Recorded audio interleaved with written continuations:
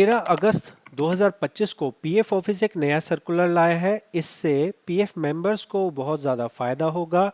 अगर अब किसी के आधार कार्ड को लिंक करने में दिक्कत आ रही है तो अब वो काम पहले से बेहतर और पहले से आसान तरीके से हो जाएगा। पूरी जानकारी इस एक सर्कुलर के बारे में जानेंगे।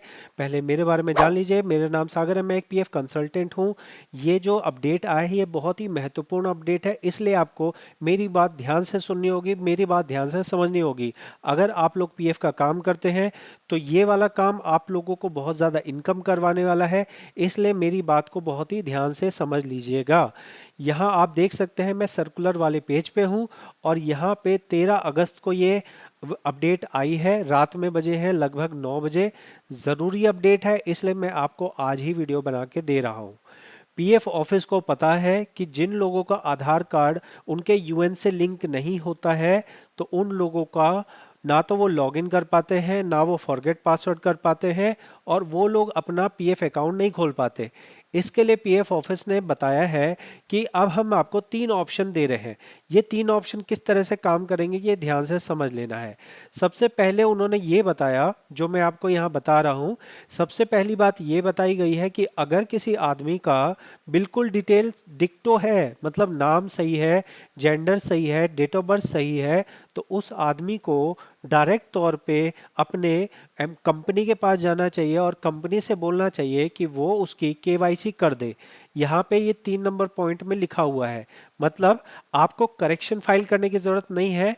अगर आपकी सारी डिटेल मैच करती है तो आपकी कंपनी सीधे सीधे आपका आधार कार्ड उसके अंदर केवाईसी कर सकती है। ये पॉइंट नंबर 3 में लिखा गया है। तो ये एक ज़रूरी चीज़ है जो पीएफ ऑफिस ने लिख के दी है, क्योंकि बहुत बार कंपनियां ये बोलती हैं कि नहीं हम नहीं करेंगे, आप जाइए पीएफ ऑफिस से करवाइए। तो ये चीज़ उन्होंने क्लियर कर दी है। अगर एग्जैक्टली सेम है तो आपको जाना होगा केवाईसी फंक्शन में और जाके एम्प्लॉयर पोर्टल से करना होगा। इस बारे में साफ साफ यहाँ लिखा गया है। सेकंड पॉइंट जो उन्होंने लिखा है कि हम जो आधार को लिंक करने का प्रोसेस है उसको आसान करना चाहते हैं। पहले पीएफ ऑफिस के अंदर में किसी भी तरह का फिजिकल फॉर्म नहीं लिया जाता था। जबरदस्ती बोला जाता था कि नहीं आप जाओ अपनी कंपनी से ही कराओ। लेकिन इस सर्कुलर के आने के बाद में पीएफ ऑफिस को आपके जॉइंट डिक्लेरेशन फॉर्म को लेना होगा, क्योंकि ये सर्कुलर खास तौर पे आधार को लिंक करने के बारे में बताया गया है।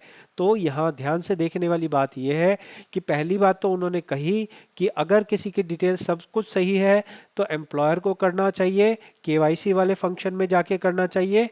अगली बात उन्होंने ये कही कि अगर किसी और आदमी का आधार कार्ड लिंक हो गया, किसी और आदमी का आधार कार्ड लिंक हो गया, बहुत बार मेरे पास ये सवाल आते हैं, तो उसके लिए भी इन्होंने बताया है for correction of Aadhaar. For correction of Aadhaar इन्होंने कहा है कि अगर भाई किसी और का Aadhaar wrong Aadhaar has been error से लिंक्ड कर दिया गया है तो employer can now enter the correct Aadhaar in online joint declaration functionality. बहुत ही बड़ी चीज है। पहले अगर किसी का आधार कार्ड एक बार कनेक्ट हो गया तो उस आधार को हम हटा नहीं सकते थे।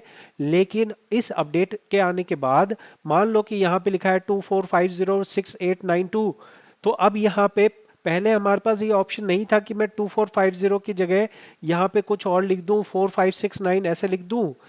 अगर किसी और का आधार कार्ड लग गया तो उसी का आधार कार्ड लगा रह जाता था, उसको मैं ठीक नहीं कर सकता था एज ए एम्प्लॉयर। लेकिन अब इस सर्कुलर के आने के बाद आप किसी और का आधार कार्ड लगाए उसको हटा के किसी दूसरे का आधार कार्ड लगा सकते हैं। तो ये बहुत ही अच्छी चीज कर दी गई है इस सर्कुलर के आने के बाद। समझ में आया? दोबारा बता रहा हूं, इस सर्कुलर के आने से पहले कोई भी कंपनी या कोई भी मेंबर अपने तरफ से उस आधार कार्ड को हटा के दूसरा आधार कार्ड नंबर नहीं लगा सकता था।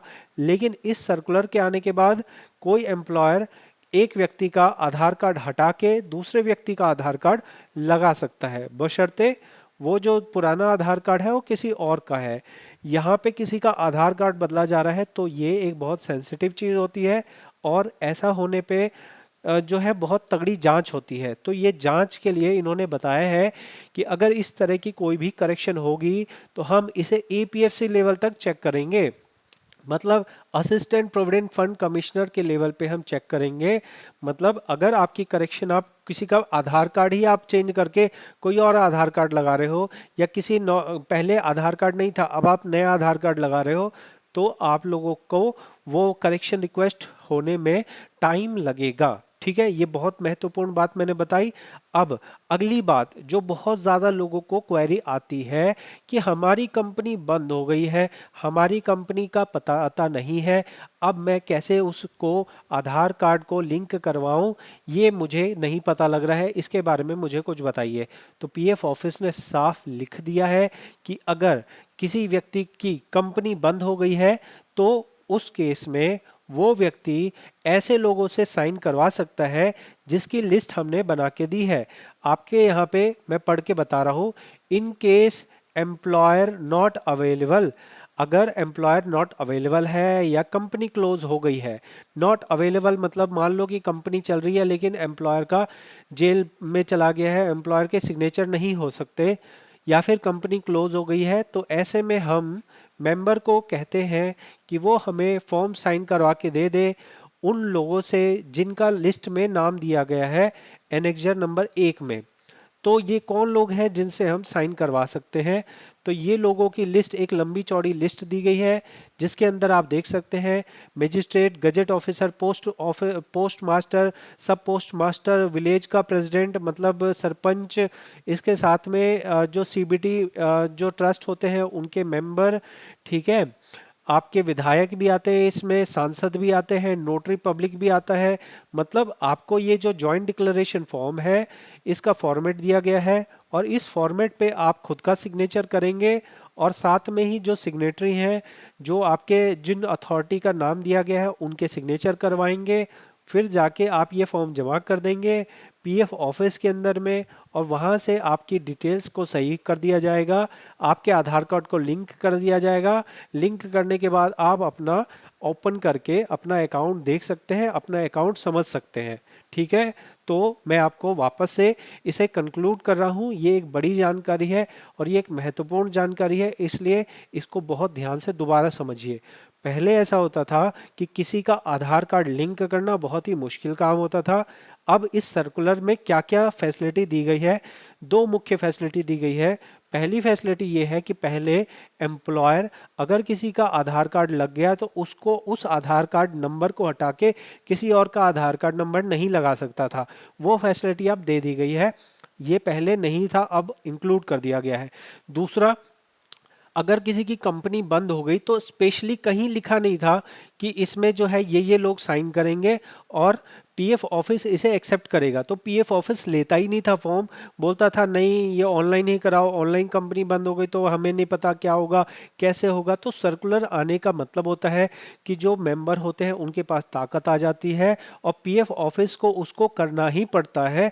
इस तरह की सर्कुलर का हमें दिखाई दे रहा है। ठीक है, साथ में ही जो मेंबर जो कंपनियां होती थी वो बोलती थी भाई हमें नहीं पता ये कैसे होगा, कैसे करना है, आप जाओ पीएफ ऑफिस में जाओ, हमारे पास से कुछ नहीं होगा। तो आप इस सर्कुलर को दिखा सकते हैं कि देखो सर, आधार कार्ड अगर सही नहीं है तो इसके लिए लिखा हुआ है कि एम्प्लॉयर को करना होगा इस तरह से जाके, अगर केवाईसी में करना होगा, या फिर अगर डिटेल सही नहीं है तो उसे करेक्शन में जाके करना होगा। ये बात आप इस सर्कुलर के माध्यम से अपनी कंपनी को कम्युनिकेट कर सकते हैं। कंप्लीट जानकारी अब मेरी हो गई है। अब अगर आपको अच्छे से समझ आ गया है तो आप कमेंट में बताइए कि क्या आपको मेरी पूरी जानकारी समझ आई। आपने अगर एंड तक देखा है तो आप लिखेंगे ब्लू, ये मैंने आज ही टी शर्ट ली है, आप लिखिए ब्लू अगर आपने एंड तक देखा है, ताकि मैं समझूं कि कितने लोग हैं जो एंड तक वीडियो देखते हैं। बहुत बहुत धन्यवाद।